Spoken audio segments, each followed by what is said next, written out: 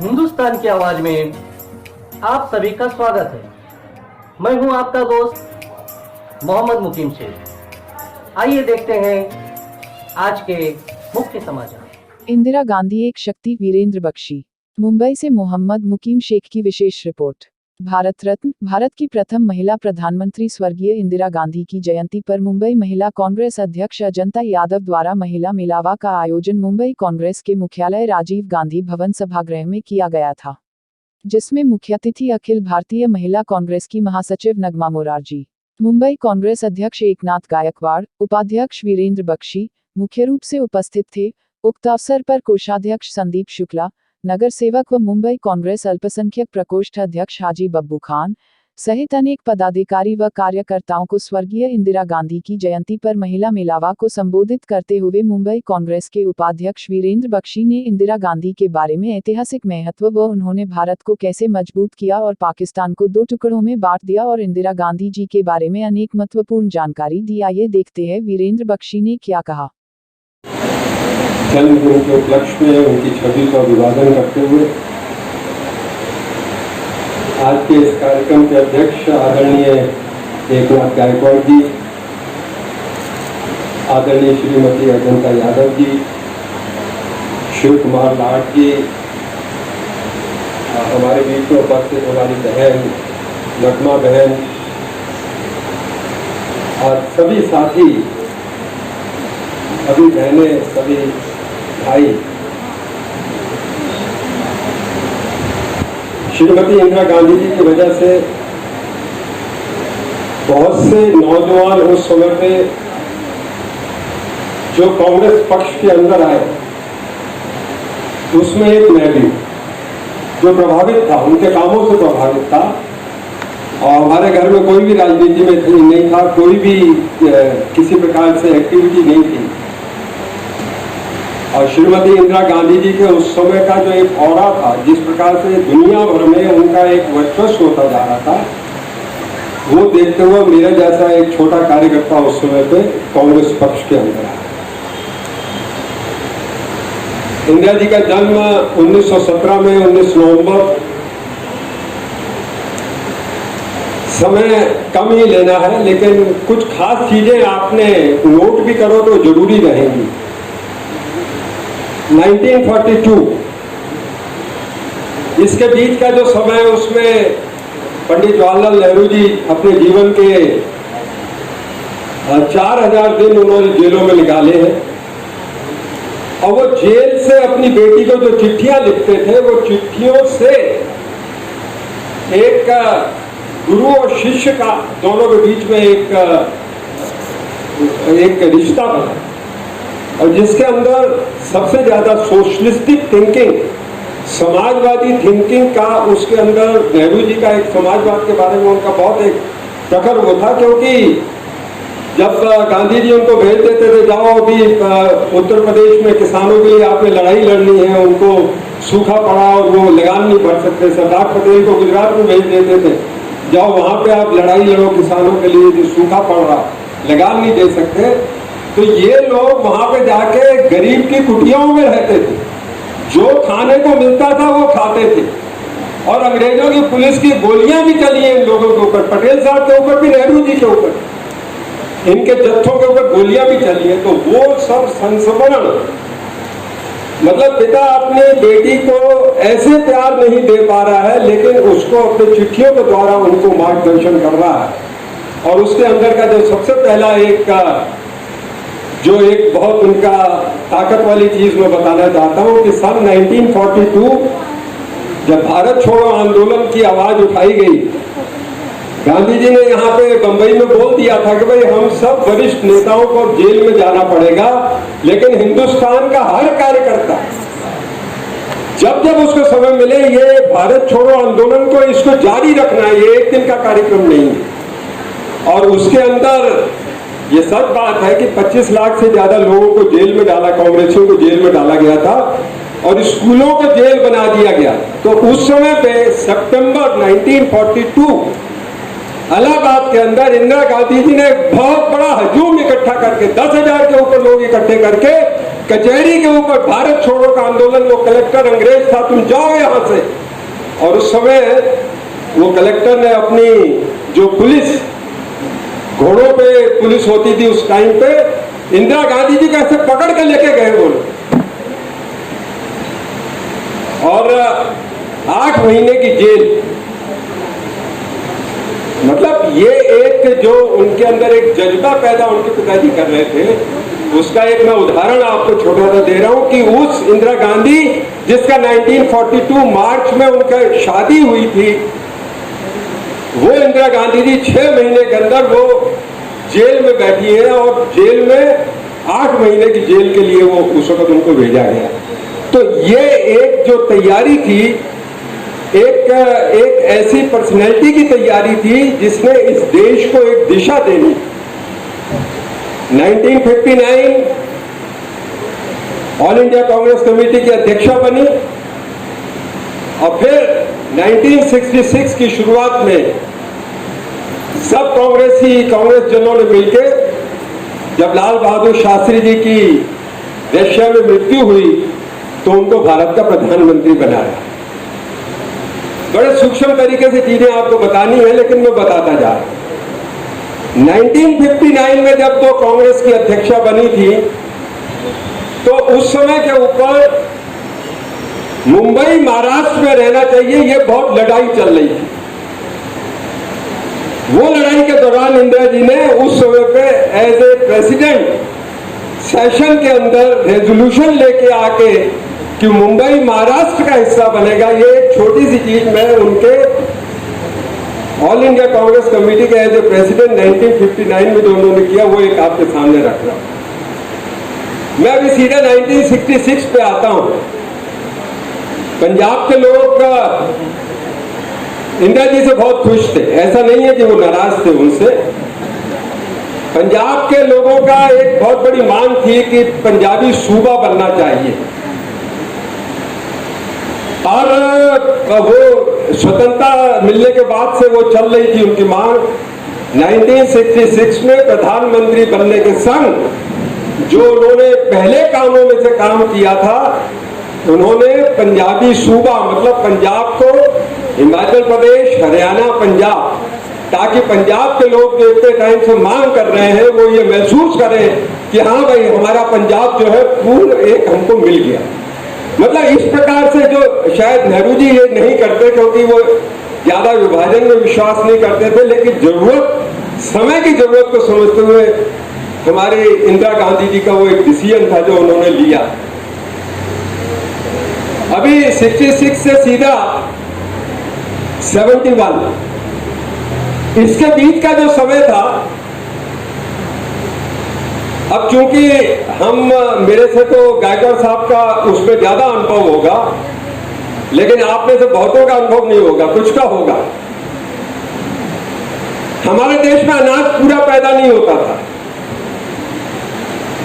America से एक लाल गेहूं आता था जो वहां पे वो जानवरों को खिलाते थे, वो लाल गेहूं हिंदुस्तान आता था और वो यहाँ पे राशन की दुकानों पे दिया जाता था, और उस लाल गेहूं से वो अपना पेट भरा करते थे। ये हालत थी। इंदिरा गांधी जी के अंदर एक चीज जो उन्होंने अपने पिताजी से जो चीज सीखी थी, सोशलिज्म, समाजवाद के जरिए हर व्यक्ति को सम्मान देते हुए, बराबरी देते हुए, हर जाति पाति, हर भाषा बोलने वाले को बराबरी देते हुए कैसे उसको ऊपर लेके आना, ये उनके मन के जो कार्यक्रम थे, उस कार्यक्रम का जो सबसे बड़ी बात थी कि बैंकों के अंदर एक गरीब आदमी जाता था तो उसको कर्ज नहीं मिलता था, उसको पीछे या तो प्रॉपर्टी होनी चाहिए जो आज फिर हो गया है, या उसके पीछे कोई बहुत बड़ा सेठ व्यक्ति होना चाहिए जो बोले भाई इसको दे दो 10,000 रुपया। इंदिरा गांधी जी ने बैंकों का राष्ट्रीयकरण कर दिया। 14 बैंक एक रात के अंदर राष्ट्रीयकरण। देखिए इंदिरा गांधी जी का ये था। अभी हमारे आज के प्रधानमंत्री जी ने एक बात बोल दी कि 3 साल के अंदर 5 ट्रिलियन की हमारी इकोनॉमी हो जाएगी। अरे भाई बोलते क्यों, करके दिखाओ यार। हम उसको ऐसे मार पीट करके खत्म कर देंगे। अरे कट बोलते क्यों यार? आज तक पाकिस्तान रोज हमारे लोगों को मार के जा रहा है, हमारे जवान शहीद हो रहे हैं और आप होने दे रहे। आप कुछ नहीं कर पा रहे, न पाकिस्तान का न चीन का। अरे इंदिरा गांधी होती थी ना, तो इंदिरा गांधी के वो निर्णय हो जाते थे, रातों रात निर्णय हो जाता। और उसी वक्त का ये बैंकों का राष्ट्रीयकरण ऐसा बड़ा निर्णय था कि ये तो किसानों को 2-2 हजार रुपए भेजते हैं, उस समय के ऊपर 5 से 10 से 20 हजार का कर्ज, और उस वक्त का 5,000 आज के 2 लाख के बराबर है, और बिना किसी गारंटी के। और उसी के अंदर वीरेंद्र बख्शी जैसे एक छोटे कार्यकर्ता को 1973 में मेरी फैक्ट्री डालने के लिए भी मेरे को भी कर्ज मिला था। ऐसे कितने लोगों को खड़ा रहने का एक मौका, एक सम्मान के संग खड़ा रहने का मौका, ये इंदिरा जी का एक बैंकों का राष्ट्रीयकरण, ये सब जितने भी थे उस वक्त अपोजिशन वाले, बैंक लूट जाएंगे, देश बर्बाद हो जाएगा, आर्थिक स्थिति खराब हो जाएगी। कोई बैंक नहीं लूटा। मुझे याद है आदरणीय मुरली देवरा जी ने स्टेट बैंक में बात की, कहा भाई हमारे इतने लोग हैं जो फेरी वाले हैं, सब हैं, उनको आपने अभी तक कोई स्कीम नहीं बनाई। मैं कह रहा हूं लाइन लगा के लोगों ने 5-5, 8-8, 10-10 हजार रुपए का कर्ज उनको मिला। उस समय का 10,000 आज के 1.5 लाख रुपए के बराबर। और किसी ने सिलाई की मशीनें ली, किसी ने गाय ली, किसी ने भैंस ली, और वो किसान जो गरीबी के तले दबा हुआ था उसको कर्ज मिला बैंकों से, अच्छी खाद लेने के लिए कर्ज मिला, अच्छे ट्रैक्टर्स लेने के लिए कर्ज मिला, बैल लेने के लिए कर्ज मिला, बीज लेने के लिए कर्ज मिला। हरित क्रांति हुई और 5 साल के अंदर इस देश में इतना अनाज पैदा हो रहा था कि दुनिया को हम अनाज भेजना शुरू हो गए थे। ये इंदिरा गांधी का काम है। हम अमेरिका से लाल गेहूं लेके आ रहे, और इंदिरा जी ने वो अपना कार्यक्रम बनाया जिसके अंदर 5-7 साल के अंदर विदेशों को हमारा अनाज जा रहा था। ये बैंकों का राष्ट्रीयकरण, ये प्रिंसेस के प्राइवेट पर्सेस ले लिए गए। एक तो ये प्रिंसेस का हमने बहुत सिर चढ़ा के रखा था, वो भी जरूरी था। पटेल साहब का उस समय पर निर्णय था कि भाई ये लोग हमारे देश के संग जुड़ रहे हैं, उनको हम लोग सम्मान देते रहे। लेकिन ये प्रिंसेस की एक छोटी सी कहानी आपको बता देना चाहता हूं कि जब 1857 का स्वतंत्रता संग्राम था तो महारानी लक्ष्मीबाई को हराने के लिए अंग्रेज अपनी फौज लेके गए थे। 20,000 की फौज में से खाली 3,000 अंग्रेज थे और 2,500 की फौज उनको दी थी सिंधिया के महाराजा ने, होल्कर्स ने। इन लोगों ने अंग्रेजों के संग ट्रीटी थी, अंग्रेजों को इन्होंने फौज दी थी। काहे का स्वतंत्रता संग्राम? हिंदुस्तानी को मार रहा था। काहे का स्वतंत्रता संग्राम तैयार किया था महात्मा गांधी ने, कि जब लोगों ने स्वतंत्रता के लिए अपनी लड़ाई लड़ी तो इंदिरा जी ने वो प्रिंसेस के प्राइवेट पर्सेस खत्म कर दिए। हर महीने 20-50 करोड़ उनको मिलता था, सुविधाएं मिलती थी। कभी उनकी गाड़ी के नीचे एक आदमी मर गया तो उनके ऊपर केस नहीं हो सकता था, राजाओं के पूरे उनको वो मिले हुए थे।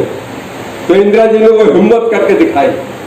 और उसके बाद बातें बहुत सी करनी थी, लेकिन समय, सम्मान की बात। जो आदमी जिस खोली में रहता है, भाड़ा भरता है, उसका मकान मालिक उसको नहीं निकाल सकता। ऐसा कानून बन गया, ऐसा कानून बन गया। जो गरीब झोपड़पट्टी वाले आदमी जिस झोपड़ी में रहता जाता है उसको फोटो पास दिया जाएगा। ये इंदिरा गांधी का कानून है कि उसको कोई तकलीफ न दे। वो गरीब आदमी को कोई भी अधिकारी जाके वहां से मार के घर तोड़ के न निकाले तो फोटो पास दे दिया जाए। कोई भी किसी खोली के अंदर रहता है, कोई इंडस्ट्री उसके किराए के ऊपर ली हुई है, जब तक किराएदार की मर्जी नहीं है तो उसको कोई खाली नहीं करा सकता। ये इंदिरा गांधी ने एक सम्मान के संग की ताकत ये हम लोगों को दी। और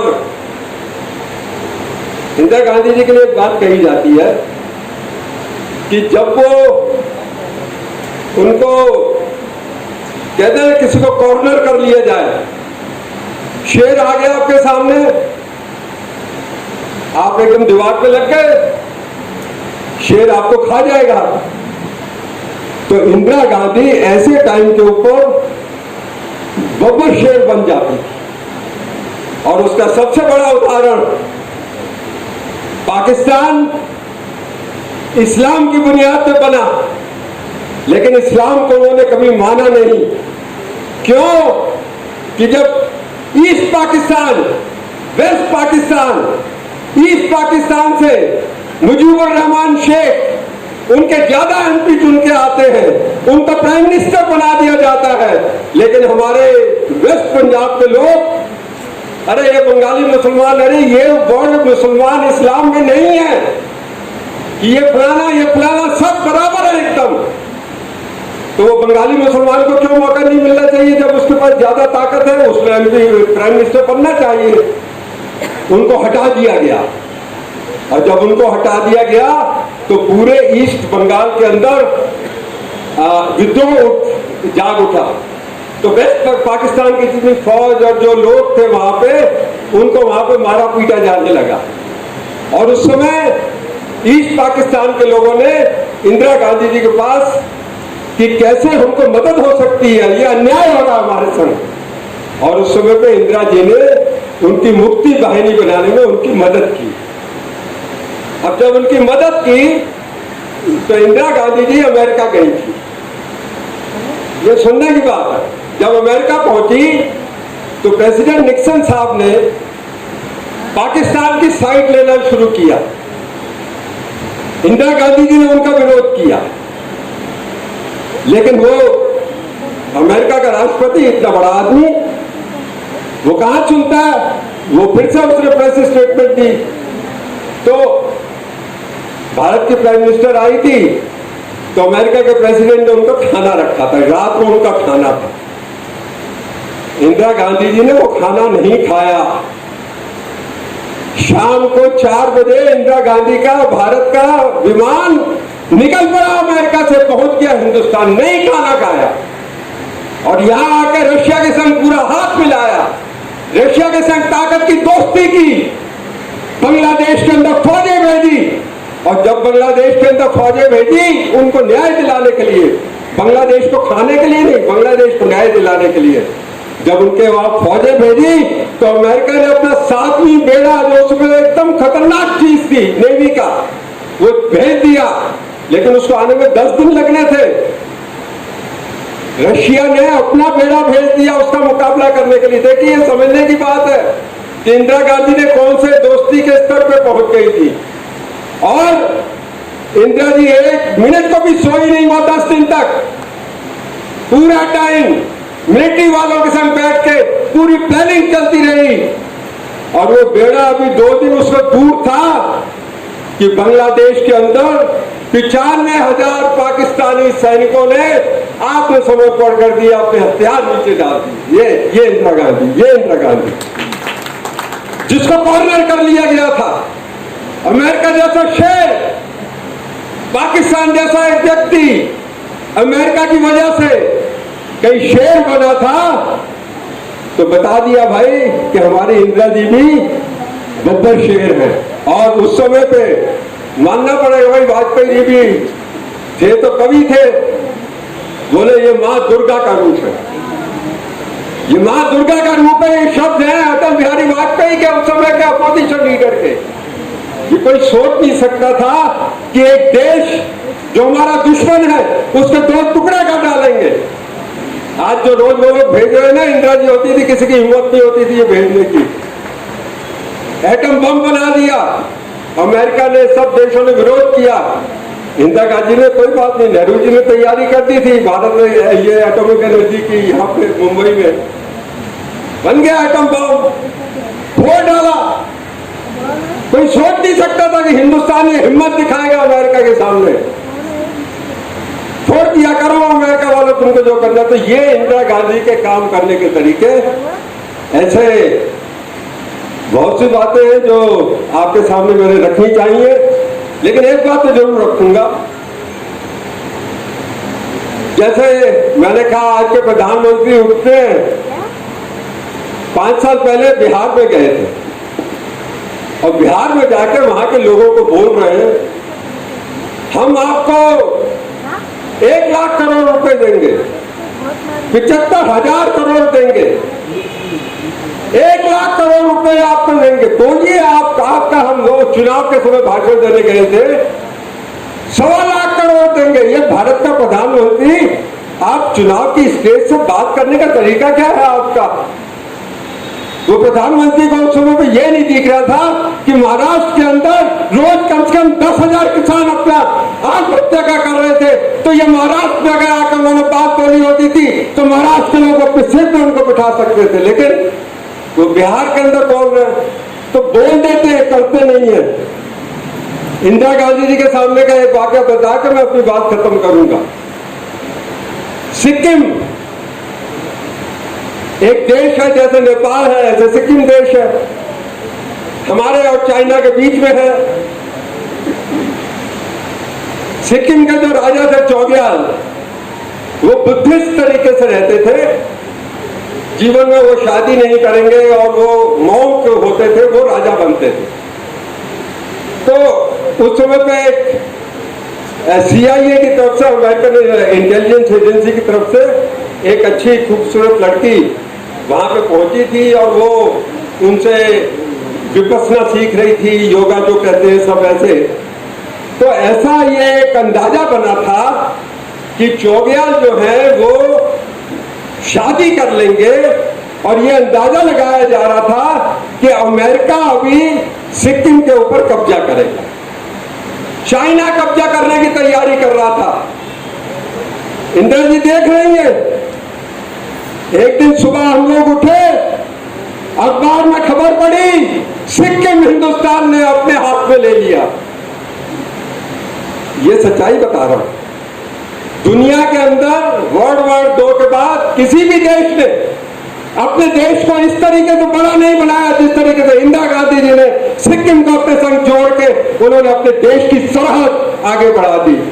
आज नेपाल आके दिखा रहा है हमारे प्राइम मिनिस्टर को, प्राइम मिनिस्टर साहब कुछ करिए। वो नेपाल छोटा सा देश है, उसने कहा आप हमारी जमीन के ऊपर है, जमीन खाली करो, ये जमीन हमारी है। इंदिरा गांधी होती तो ये कर सकता था। तो ये कुछ चीजें उनकी हैं।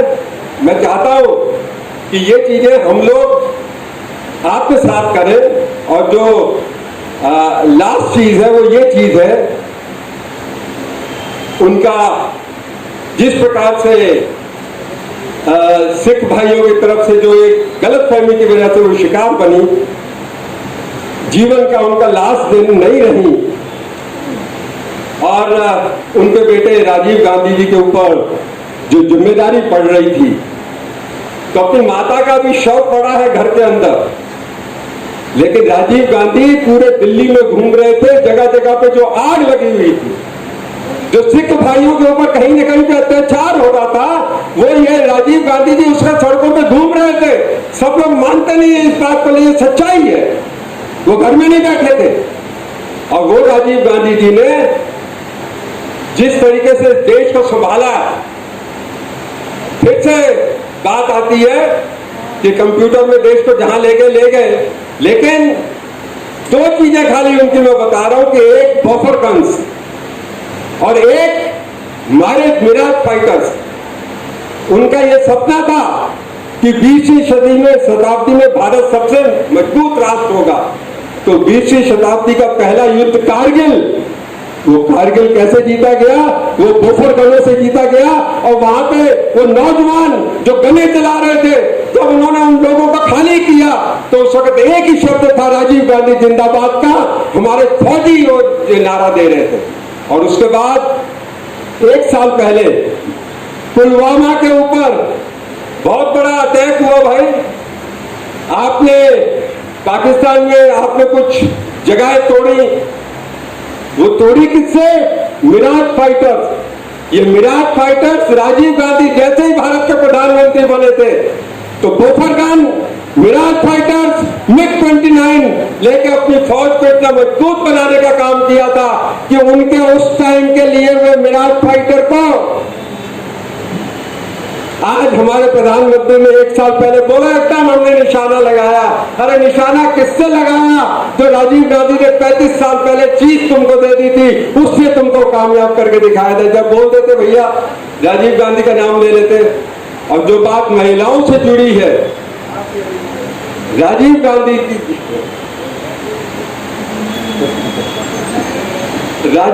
जी के मन के अंदर उनकी मां बसी थी। जैसे इंदिरा जी के गुरु पंडित जवाहरलाल नेहरू रहे, राजीव गांधी जी की गुरु उनकी मां थी। और वो मां का उनका जो रूप, उस रूप ने राजीव गांधी को यह विश्वास दिला दिया था कि अगर हम बहनों को ताकत देंगे, बहनों को मौका देंगे, तो राजनीति के अंदर वो भी उतनी कामयाब हो सकती है। और इसीलिए 33% का आरक्षण दुनिया में कहीं भी आपको नहीं मिलेगा। जो राजीव गांधी ने किया, किसकी याद में किया? अपनी मां इंदिरा गांधी की याद में किया कि अगर इंदिरा गांधी इतनी ताकतवर एक महिला हो सकती है, तो इस देश की हर महिला उतनी ताकतवर हो सकती है। ये कुछ बातें इंदिरा जी के जीवन की आप लोगों ने ध्यान से सुना। बहुत बहुत धन्यवाद। जय हिंद, जय महाराष्ट्र, जय भीम। कीजिए हमारे हिंदुस्तान की आवाज़ यूट्यूब चैनल को और इस बेल आइकन को जरूर दबाइए ताकि आपको हमारे वीडियो का लेटेस्ट अपडेट मिल सके, जो कि बिल्कुल मुफ्त है।